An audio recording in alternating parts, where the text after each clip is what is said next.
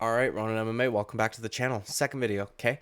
We're going to talk about some rumored or potential matchups that I've seen all over social media and I find quite interesting. Okay, the first one we are going to cover is Merab Dvalishvili versus Umar Nurmagomedov. Okay, that's hard to say those two names back to back, but anyways, the second topic is going to be the love triangle that is going on at featherweight between Ilia Topuria, Brian Ortega, and Josh Emmett. It's very fitting that Brian Ortega would be in a love triangle, by the way.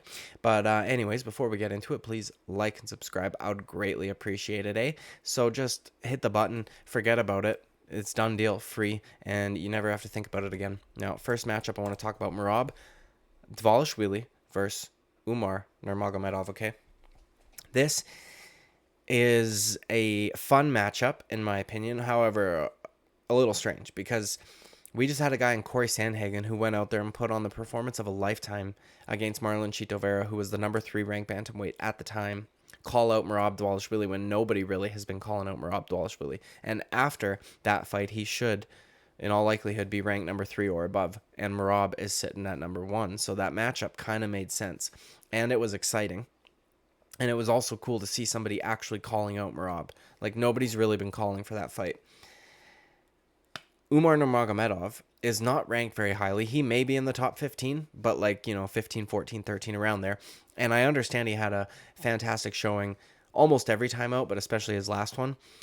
However, that was a guy in Aoni Barcelos, who, is kind of in the latter stages of his career. And it was still impressive, but it doesn't scream like number 1 contender fight, in my opinion. So perhaps it's because he's Dagestani, or perhaps Ali Abdelaziz just has a really good relationship with the UFC. Either way, it is definitely a little bit of special treatment now. I still want to talk about the matchup, though, because if that is really the one that they are going to do, I want to spend time thinking about it and whatnot, and I think it is interesting. At this point, I think it would be very hard to pick against Merab Dvalishvili, especially if he's another 2-1 underdog like he was against Petr Yan. Oftentimes, dude, when a guy's got Nurmagomedov in his last name, he is a sizable favorite, and even, sometimes undeservingly so.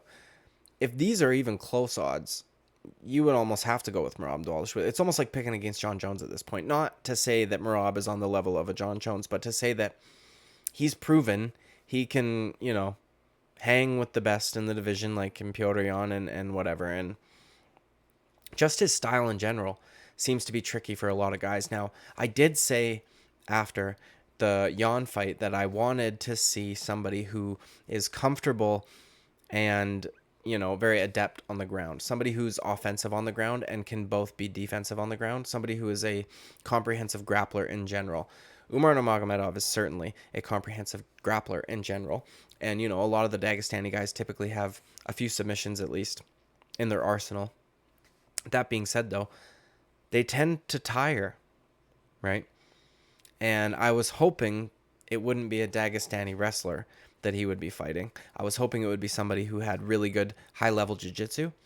Now, again, I'm not mad at the matchup, and Umar Nurmagomedov is also very good on the feet, but I do think I don't know what it is, man, but they have a tendency to get tired, and it's weird because they're training at real fucking altitude, man.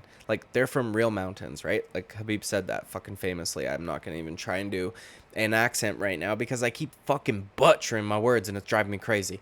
But either way, they get tired, and I would imagine this would have to be like a main event or the co-main event of a pay-per-view. I think if it was 3 rounds, that benefits Umar. I think it's 5. If it's 5 rounds, pardon me, that benefits Merab Dvalishvili. Now, if Petr Yan is able to stuff your takedowns, I would imagine a Dagestani like Umar Nurmagomedov will also be able to. With that being said, though, they don't like to be on the bottom, man. And Habib triangled Justin Gaethje, but he started from top position. He wasn't, in fucking full guard defending shit and then threw up a triangle. He fucking mounted him, locked in a triangle, rolled to his back. So, it's not really it's not a common submission we see from these Dagestani guys. Their bottom attacks are not nearly as good as their top attacks. But with that being said, I feel like he may be able to out-scramble Merab. Merab has shown to us that his takedown ability is not the best, okay? He failed a record number of them against Piotr.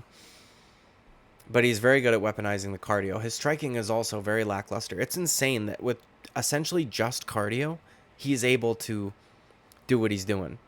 And, it is what it is, dude. This matchup, again, as I said, a little fucking strange, but still intriguing nonetheless. And it makes me wonder what they're going to do with Corey Sandhagen. I know that it's been said multiple times Sean O'Malley is essentially waiting for a title shot. That would be a very, very, very fucking fun fight, dude. Sean O'Malley versus Corey Sandhagen. God damn, that would be fun. Two very high-level strikers. Corey Sandhagen now shown us that he has the ability to mix in the takedowns and disguise them behind his striking. Sean O'Malley had a good showing against Piotr, whether or not you think he won that fight, but that would be a very fun fight. But it's just weird, man. Bantamweight's kind of in a weird position because I would imagine if Umar Nurmagomedov goes out there and gets a fucking finish over Merab Dvalishvili, he's fighting for the title. I would just imagine that. And it would be a little irritating, but I would imagine that. Sean O'Malley and Corey Sandhagen, though, could potentially fighting for a number one contender spot or, title eliminator, whatever the fuck you want to call it. Sean O'Malley feels he's deserved a title shot, though, but I fucking hate how they've got a guy as the champion who won't fight the number one contender, and then his fucking defense is against two dudes coming back from retirement, holding up shit. Fuck off, dude. I get that Henry Cejudo's fucking fun to watch and whatever, and it's a fun matchup, and it's intriguing because Henry Cejudo's just a fucking winner, and he's good at everything, but fuck off. Because you've got so many goddamn guys at bantamweight that there needs to be like clear-cut contenders. It's a fucking jumble at the top of the division, which I guess is a good problem to have. Like, we've got too many guys that can fight for the title, but that always means that guys who are deserving. What I don't want to see is somebody at bantamweight who has absolutely deserved a title shot get fucking Tony Ferguson. You know what I mean? Guy wins 12 in a row or whatever the fuck. Never gets a real title shot because there's just so many good guys at lightweight. And then we see him slowly decline into fucking nothingness. I don't want to see that for guys at bantamweight. It's such a good division. I want to see all of the good fights. Yeah, anyways. Next matchup, dude. Or matchups. The fucking love triangle going on at featherweight, dude. Ilia Topuria. Again, not a bad problem to have. You got multiple guys who the UFC is offering you. I would imagine neither of them have said yes yet. Otherwise, we wouldn't be getting the news that both of them have been offered that fight. But this one's a weird one because, if we take a look at the matchup separately, they're two completely different styles, two completely different body types as well. Josh Emmett versus Ilia Topuria would be like looking in a mirror, but one guy's way fucking better. Josh Emmett does hit hard, but he's not very good at landing clean, and I feel like I said that, and I feel like I was proven right in my in the video where I picked for that event there against Yair Rodriguez. He does not hit clean, and whenever somebody wins based off of hitting harder, I call it the Josh Emmett effect because you can hit shoulders, and apparently it's so loud that the judges get tricked into thinking that he somehow hit you clean on the chin, and even though he's so powerful, you didn't fucking go down.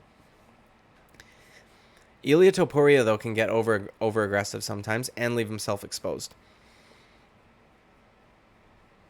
That's an interesting one. It's weird to think that Josh Emmett might be more problems for Ilia Topuria than Brian Ortega would be. Brian Ortega doesn't have very good takedowns. So if it did end up on the mat, it would be Ilia Topuria initiating it. I would imagine if he's fighting Brian Ortega, he would probably stay away from that department. However, he did have no fucking issues whatsoever going to the mat with Bryce Mitchell. Mind you, that was after Bryce Mitchell was a little tired and had taken some damage, so maybe he uses that same sort of game plan. But on the feet, I don't think Brian Ortega has much for him, man. Brian Ortega looks slick against the Korean Zombie, and then he goes in there and gets fucking battered against Alexander Volkanovski. He gets battered against Max Holloway. The guy is not a really good striker, even though he looked like it against the Korean Zombie. Yeah, I feel like Topuria would have an easier time with Brian Ortega than he would Josh Emmett. Because Josh Emmett's got a wrestling background as well. Now, Ilia Topuria can scramble his fucking ass off, and he showed that in the Bryce Mitchell fight. It's a very interesting one, dude. I would almost rather him... I don't know. It's a tricky one. I feel like Josh Emmett should fucking retire, dude. You're going to feed him to this man in Ilia Topuria, who's an absolute fucking savage, who, you know, might be able to beat almost everybody in the featherweight division, like, excluding Alexander Volkanovski. Brian Ortega's still young. He's taking a lot of fucking damage, though. I feel like either one of these matchups could be bad for these men, but I hope they make one of them soon, dude. I love watching Ilia Topuria fight, and I would love some fresh blood at featherweight, and I feel like that's kind of what Volkanovski's been wanting as well, because it's been the same guys at the top for quite a while. Now we've got the new generation coming in, and it's exciting. So that's going to be the end of this video. I don't have much to say about it. But anyways, like and subscribe, and I will see you at the next video. Thank you, and bye-bye.